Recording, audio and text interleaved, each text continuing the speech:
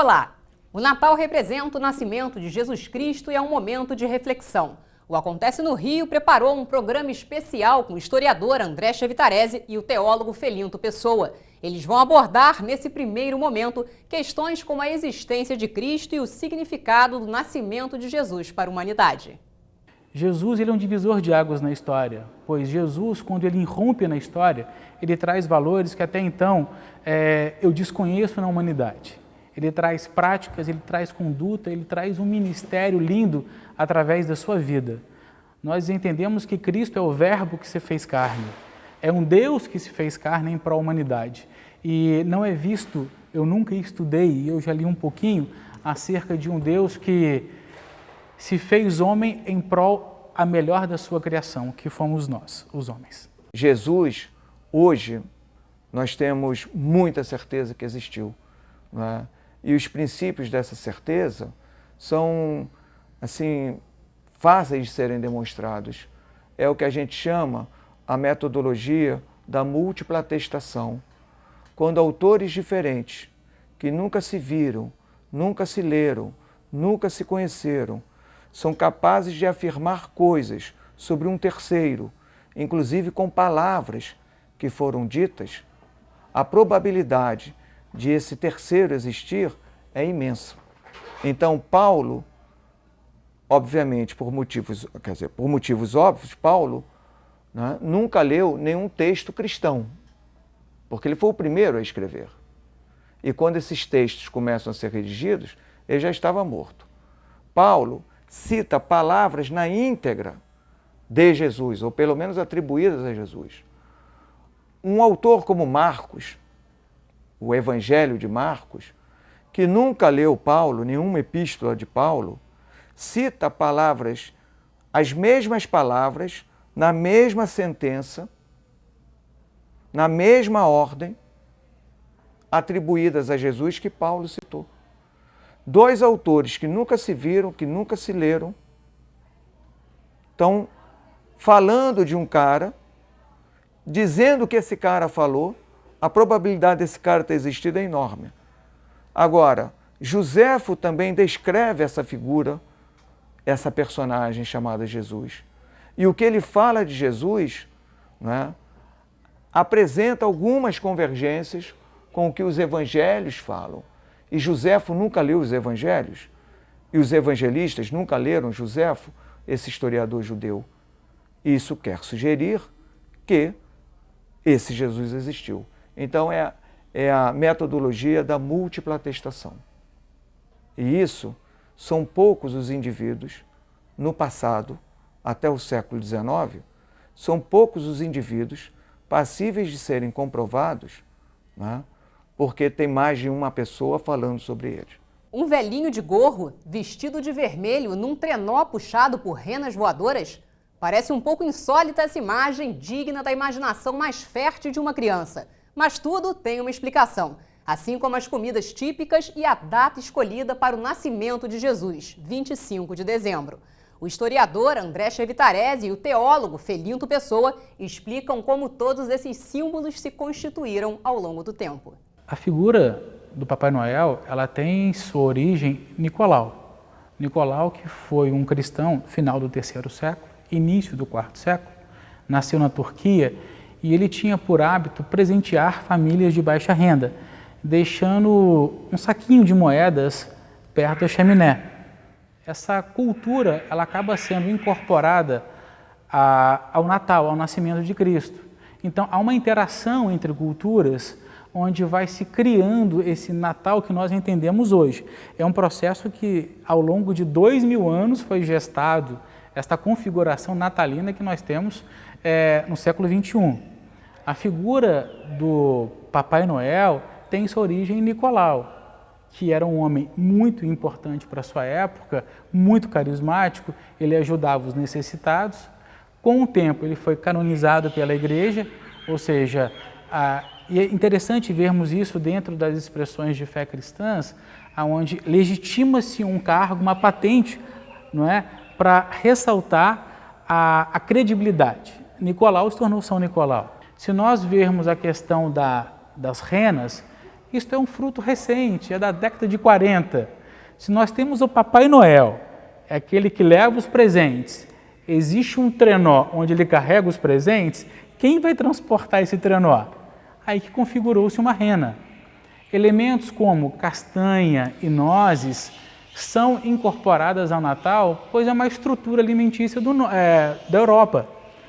E esses frutos se dão em maior intensidade justamente no final do ano. Era incorporado a uma dieta alimentar. Se nós pegarmos no caso do México ou da França, tem um salpicão. Se nós pegarmos no caso do Brasil, tem a farofa e a feijoada. E a feijoada hoje é um elemento novo na mesa de muitos que ceiam. Então é uma incorporação natural de interações culturais que foram acontecendo e dando ao Natal essa beleza multicultural. Quando nós pensamos, não é, no Natal, na comida, nos presentes, no Papai Noel, na data do dia 25 de dezembro, é uma data excelente para a gente exemplificar bem. Não é? Os mitraístas, os seguidores do deus Mitra, tinham essa data de 25 de dezembro como absolutamente central para a sua religião.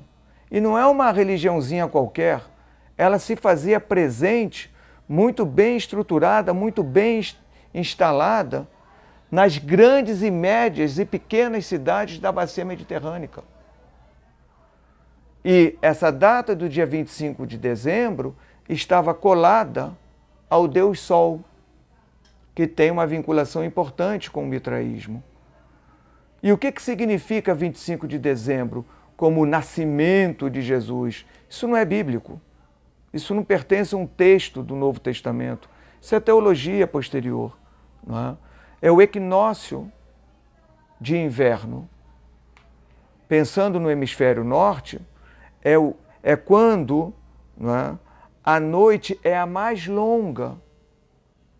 Isso é quando nós nos deparamos com menos luz ao longo do dia.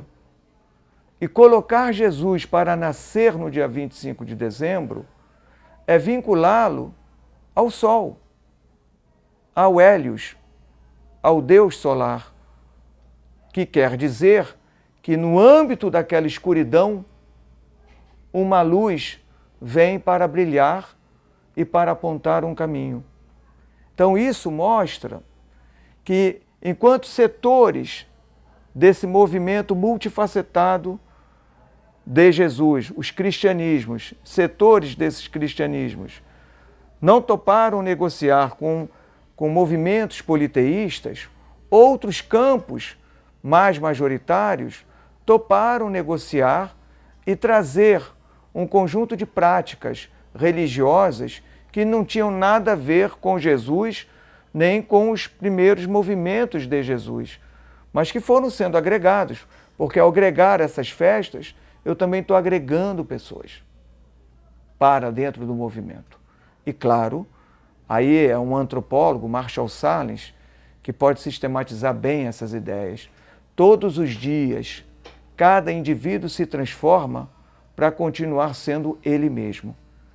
Então, os influxos de informações que nós recebemos cotidianamente são de tal ordem que, sem a gente perceber, a gente se modificou.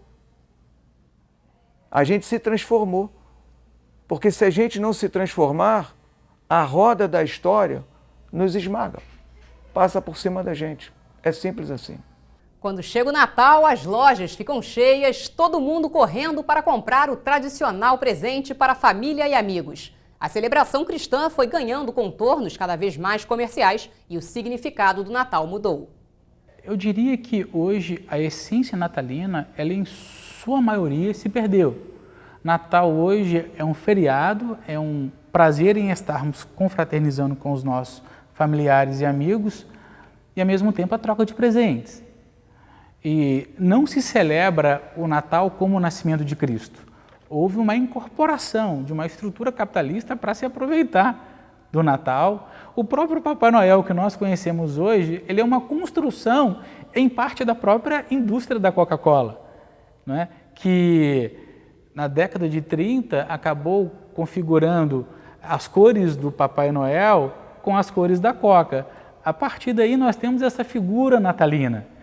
Eu acho muito lindo férias, assim como o prazer de estarmos em família, assim como nós trocarmos presentes. E a troca de presentes, só uma observação, ela foi largamente instituída no crash da Bolsa de 29, aonde já havia o hábito, não é, de presentes natalinos. Com a recessão, começaram-se a trocar presentes para ter um momento de agrado a um dos seus pares, a um dos seus familiares. Então incorporou-se a troca de presentes. E é bonito agregar ao ritual do Natal tudo isso que eu listei. Mas a essência, que é o nascimento de Cristo, se perdeu. Para a própria teologia, o nascimento de Cristo é um ritual que não emplacou na história.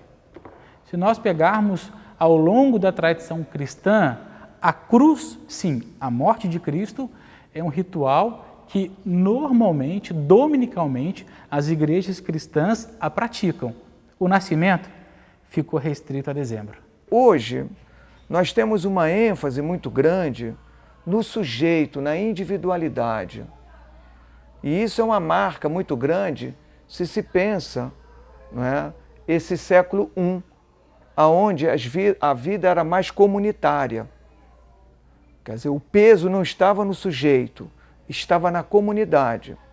Não adianta o sujeito ir bem se a comunidade vai mal. Mas hoje é exatamente o contrário. Não é? Não tem o menor problema as pessoas irem mal. O importante é que eu estou bem. Então isso marca um contraste.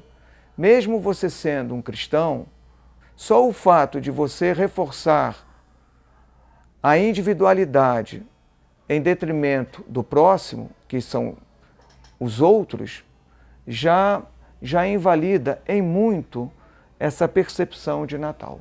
Então perdemos o verdadeiro espírito de Natal? Vamos encerrar este programa especial de Natal fazendo uma reflexão sobre essa data tão especial para todos, independente da religião. Tenha uma boa festa, tenha o prazer em celebrar em família e um descanso, e ganhe presentes. O Natal hoje, ele tem este formato, ele tem essa configuração. Então, quando alguém me transmite um Feliz Natal, eu entendo que a pessoa diz para o felinto: olha, ganhe presentes, descanse e tenha o prazer em estar ao lado da sua família. O fato de você desejar o Feliz Natal a alguém é porque você acredita, se é que o cara lembra disso, você acredita ver no outro Cristo.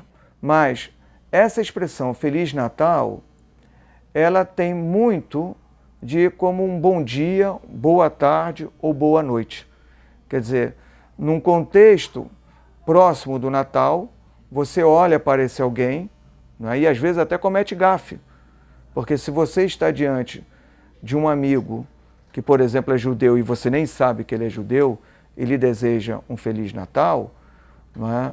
Isso, de certa maneira, não é uma falta de educação, porque você deseja coisas boas, mas o Natal para ele não é outro, não é esse que você tem na sua cabeça. Mas eu acho que é muito mais uma expressão que a gente fala, não é, da boca para fora, do que propriamente para ser uma realidade efetivamente vivida e que seja objeto de transformação da vida daquele indivíduo. Porque na radicalidade, um Feliz Natal, não é que a justiça, que a paz e a fartura sejam norteadores de um mundo que precisa ser construído, e não um simples Feliz Natal. Quando eu desejo o Natal para uma pessoa, eu entendo que foi um rito começado no século IV, mas eu assimilo esse ritual como um homem de fé e enquanto prática religiosa. E eu desejo a todos que tenham um excelente Natal, ou seja, trocas de presentes, que tenham momentos em família, que desfrutem da ceia, mas que não se esqueçam que o principal do Natal é o nascimento de Cristo. É o nascimento de um Deus que se fez homem, aquele que primeiro nos amou, que por nós morreu e trouxe um referencial de vida lindo. Ao desejar a vocês um Feliz Natal, eu desejo que vocês comunguem da paz e dos ensinamentos de Cristo. Para mim, um Feliz Natal é exatamente ter a esperança de que a vida pode ser muito diferente do que ela é. De que as pessoas podem ser felizes na sua inteireza, no aqui e agora. Basta querer transformar essa realidade extremamente injusta que aí está por um mundo bem melhor. Então aí o Natal ganha todo sentido. Um Feliz Natal para todos e o Acontece no Rio fica por aqui. Você também pode ver este e outros programas no site da Câmara. Acesse câmara.rj.gov.br. Até a próxima!